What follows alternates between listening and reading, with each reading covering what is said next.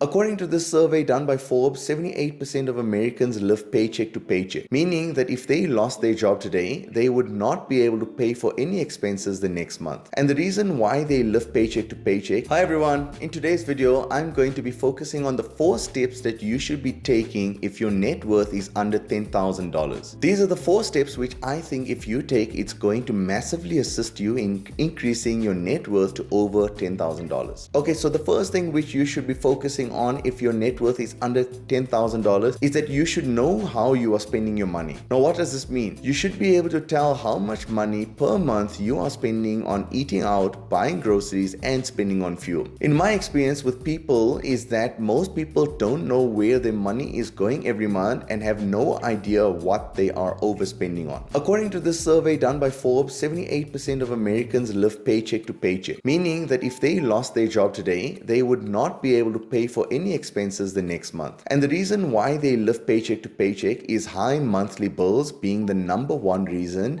and the number 2 reason is not budgeting or planning their finances ahead. So it's important to note that just because your net worth is under $10,000 does not mean you fall in the list of not being able to budget correctly. Some of you may just have started your financial journey by being fresh out of college. Now let's have a look at this list again and see how we can overcome these expenses. In order to do that, let's jump into the first step you need to take to grow your net worth to over $10,000, and that is knowing where your money goes on a monthly basis. How you do this is by creating a simple Excel spreadsheet on your computer, and if you don't have that, you could do it on your Notes app on your phone. First, start off by adding your net monthly income right at the top, followed by all your mandatory fixed expenses. This would include expenses such as your rent or your mortgage, your maintenance fees, your car installment, and your utilities fees, which is followed by all your major monthly variable fees such as your fuel costs and your grocery costs. And finally, end off with all other expenses such as eating out,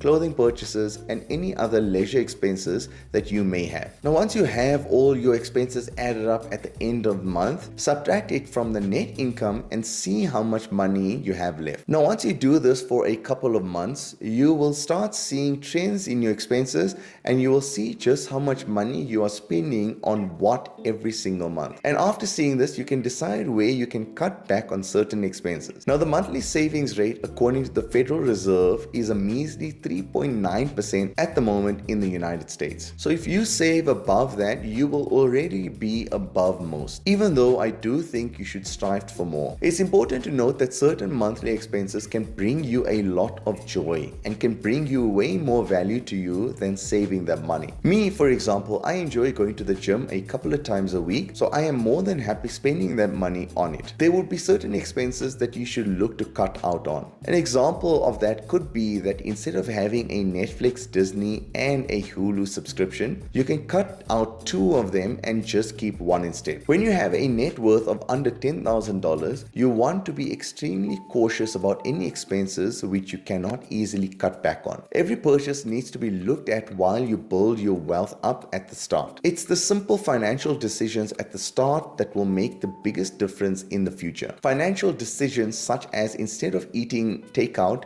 rather cook. Instead of buying coffee at a store, make your own. And instead of buying branded clothes, buy from the simple outlets. All of these simple habits will add up, and you will slowly notice yourself saving more and more money per month. And this leads on to the second step that you need to take in order to reach a net worth of $10,000 is to pay off your high interest rate debts, which are more than 10%. And the reason why I advocate paying off debt rather than investing is that from investing into the S&P 500, you can look to get on average 8 to 10% per year over a long period of time. Now, if you have any debt higher than 10%, you should look to be paying that off first, as you can guarantee yourself saving 10% by paying that off. When getting a certain debt such as credit card, those can be well above 20% per month. So if you have an extra $200 at the end of every month, you'd be much better off paying that money into your highest interest rate debt. In this case, case, it would be the 20% credit card repayment. By doing this, you would basically be getting a return of 20% tax-free. Now, most people will still feel that they should be investing instead. If you choose to do that, there is a chance that the S&P 500 could make a loss of 10% for the year,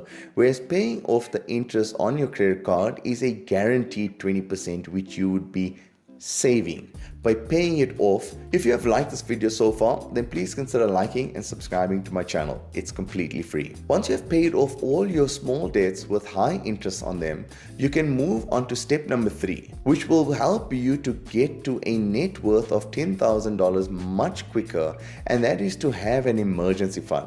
Now, as its name implies, I'm sure you already know what I am referring to. However, I am still mentioning it as most people in America do not have enough money in the emergency fund, which I will touch a bit more on shortly. Your emergency fund should have 3 to 6 months of your monthly expenses in it. It should be liquid money, meaning that you can withdraw the funds within a day without incurring a cost on it. That means if your monthly expenses are $1,500 per month, you should have at least $4,500 in your emergency fund. And of course, this fund should only be used during an emergency. Ensure that the emergency fund that you have is in a high yield savings account. This will ensure that you receive interest on it and that it does not clash with your normal month-to-month checking account, as to avoid using money from your emergency fund. By putting the money in a high earning interest rate account, your $4,500 can earn 5% per year, which will return you $225, which can go a long way to getting your net worth above $10,000. Have a look at this image. 70% of Americans have less than $2,000 saved up. This means by you setting up your emergency fund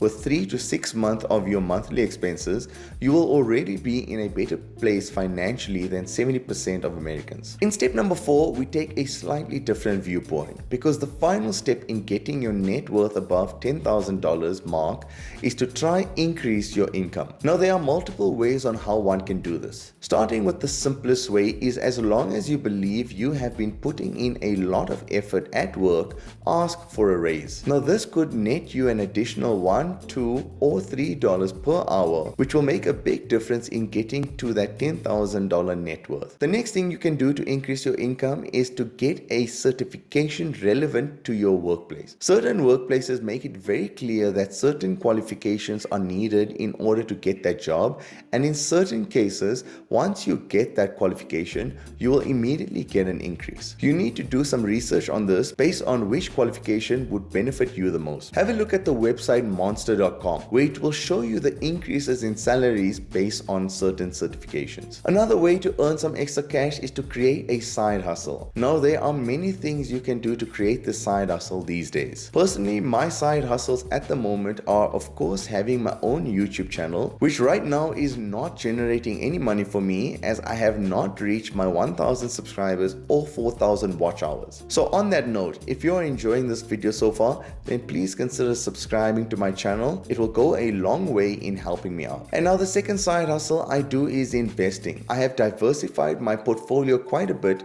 but my best performer has undoubtedly been investing into the S&P 500. Now, I invested right before the recent bull run, so I have been up more than 50% on my investment in less than 2 years. Important to note on investing, generally you do not want to withdraw any of your dividends, as reinvesting those dividends would help grow your portfolio significantly more than withdrawing them. And the third and final side hustle which I do is forex trading. Now, if you want more information on how to do this, I have plenty of videos on my channel regarding it, so have a look at them, and if you're interested, I will leave a link to the playlist in the description box below and in the cards above. And now I would like to give you some general tips to get your net worth above the $10,000 mark and even further to the $100,000 net worth. The first tip is, if you find the $10,000 mark way too much, it will be much easier if you break the number into smaller chunks. An example of this would be to try achieving a $1,000 net worth,